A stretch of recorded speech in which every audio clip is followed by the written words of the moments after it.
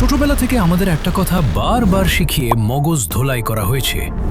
বাংলাদেশ একটি গরিব দেশ, তৃতীয় বিশ্বের একটি উন্নয়নশীল রাষ্ট্র।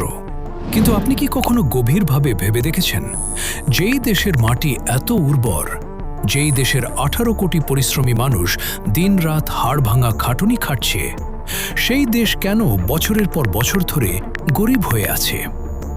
আপনি যদি মনে করেন এটা শুধু আমাদের রাজনৈতিক ব্যর্থতা বা দুর্নীতির কারণ, তবে আপনি জিওপলিটিক্সের সবচেয়ে বড় ইলিউশন বা মায়ার ভেতরে আটকে আছেন।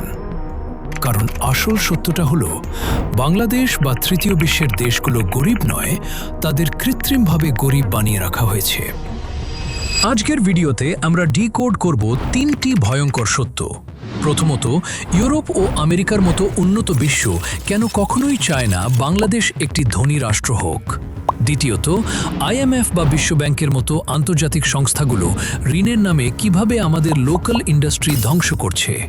এবং সবচেয়ে ভয়ঙ্কর প্রশ্ন, পশ্চিমা বিশ্বের পাশাপাশি আমাদের আঞ্চলিক পরাশক্তি ভারত এবং চীন পর্দার আড়ালে কিভাবে একজোট হয়ে বাংলাদেশকে চিরকাল তাদের একটি ডাম্পিং গ্রাউন্ড বা সস্তা কনজিউমার মার্কেট বানিয়ে রাখার মাস্টার প্ল্যান করছে। মূল আলোচনায় যাওয়ার আগে একটি ছোট্ট অনুরোধ। আন্তর্জাতিক রাজনীতির এমন অজানা এবং এক্সক্লুসিভ বিশ্লেষণ সবার আগে পেতে এখনই ডিকোডেড বাংলা চ্যানেলটি সাবস্ক্রাইব করে বেল আইকনে ক্লিক করে রাখুন। চলুন শুরু করা যাক আজকের ডিকোড। কেন পশ্চিমা পরাশক্তিরা চায় না আমরা ধনী হই? এর প্রথম উত্তর লুকিয়ে আছে আপনার পরনের কাপড়ে এবং আমেরিকার শপিং মলগুলোতে। জিও ইকোনমিক্সের ভাষায় একটি শব্দ খুব জনপ্রিয়, সুইট শপ ট্র্যাপ।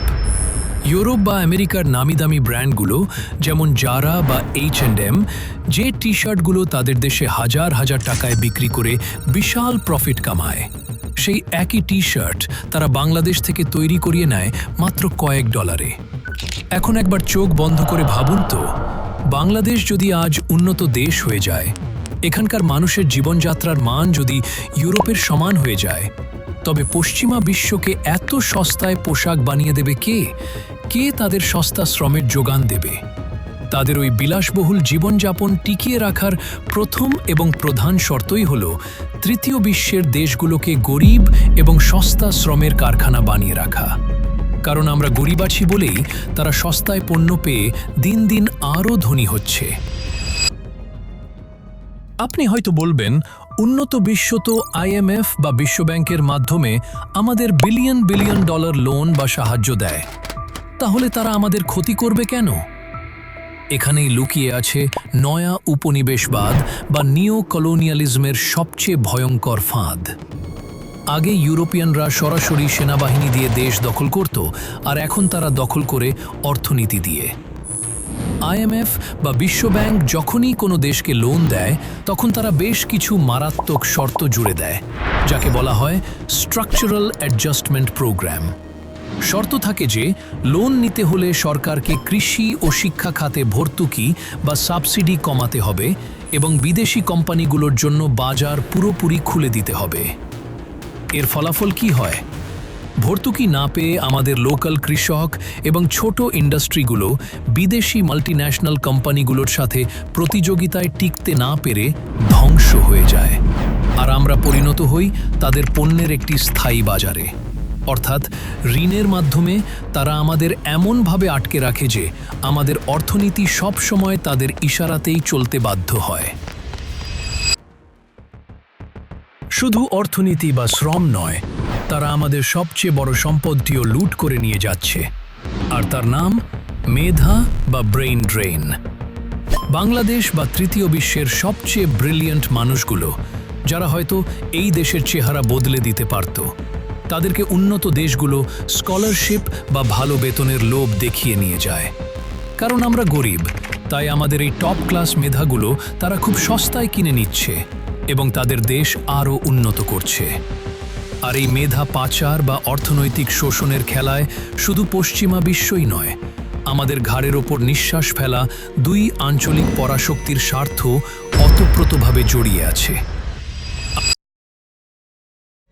আপনি হয়তো ভাবেন ভারত এবং চীন একে অপরের চরম শত্রু, কিন্তু জিওপলিটিক্সের একটি অলিখিত নিয়মে তারা উভয়েই একমত, আর সেটি হলো বাংলাদেশকে কোনোভাবেই অর্থনৈতিক ও সামরিক দিক থেকে একটি শক্তিশালী এবং স্বয়ংসম্পূর্ণ রাষ্ট্রে পরিণত হতে দেওয়া যাবে না। কেন? হিসাবটা খুব সহজ। ভারতের জন্য বাংলাদেশ হল তাদের উৎপাদিত পণ্যের সবচেয়ে বড় এবং লাভজনক একটি মার্কেট। বাংলাদেশ যদি নিজেদের ইন্ডাস্ট্রিতে শক্তিশালী হয়ে যায়, তবে ভারত এই বিশাল বাজার হারাবে। অন্যদিকে চীন চায় বাংলাদেশকে তাদের সস্তা ঋণের ফাঁদ বা ডেপ ট্র্যাপে আটকে রেখে বঙ্গোপসাগরের নিয়ন্ত্রণ নিতে। অর্থাৎ ভারত চায় আমরা তাদের কনজিউমার মার্কেট বা ক্রেতা হয়ে থাকি, আর চীন চায় আমরা তাদের খাদেম বা ঋণের দাসে পরিণত হই। দুই পরাশক্তি খুব ভালো করে জানে 17 কোটি জনসংখ্যার একটি দেশ যদি একবার সত্যিকার অর্থে অর্থনৈতিকভাবে ঘুরে দাঁড়ায় এবং নিজেদের পায়ে ভর দিয়ে দাঁড়ায়, তবে দক্ষিণ এশিয়ায় ভারত বা চীন কাউকেই আর মাতবরি করার সুযোগ দেওয়া হবে না। তাই আমাদের গরিব এবং পরনির্ভরশীল করে রাখাটাই হলো তাদের অস্তিত্ব টিকিয়ে রাখার সবচেয়ে বড় মাস্টার প্ল্যান। বিশ্ব রাজনীতির এই ডার্ক গেমটি আমাদের শেখায় যে পৃথিবীতে কোনো পরাশক্তি চায় না আপনি আপনার নিজের পায়ে দাঁড়ান, কারণ আপনার দুর্বলতার উপরেই তাদের সাম্রাজ্য দাঁড়িয়ে আছে। আমরা গরিব নই, আমাদের সিস্টেম এবং গ্লোবাল জিওপলিটিক্স আমাদের গরিব বানিয়ে রেখেছে। আর এই অদৃশ্য খাঁচা ভেঙে বেরিয়ে আসার একমাত্র উপায় হল আমাদের নিজেদের শক্তিতে বলীয়ান হওয়া এবং এই গ্লোবাল গেম প্ল্যান বা বিশ্ব রাজনীতির ফাঁদগুলোকে খুব ভালোভাবে চেনা। আপনাদের কি মনে হয়, আমাদের এই দারিদ্র্য কি আসলেই বিশ্ব রাজনীতির একটি সাজানো ফাঁদ, নাকি এর পেছনে আমাদের নিজেদেরই সবচেয়ে বড় দায় রয়েছে? কমেন্ট করে জানান আপনার মতামত। ভিডিওটি ভালো লাগলে লাইক দিন এবং চ্যানেলটি সাবস্ক্রাইব করে আমাদের সাথেই থাকুন। দেখা হবে পরবর্তী ভিডিওতে।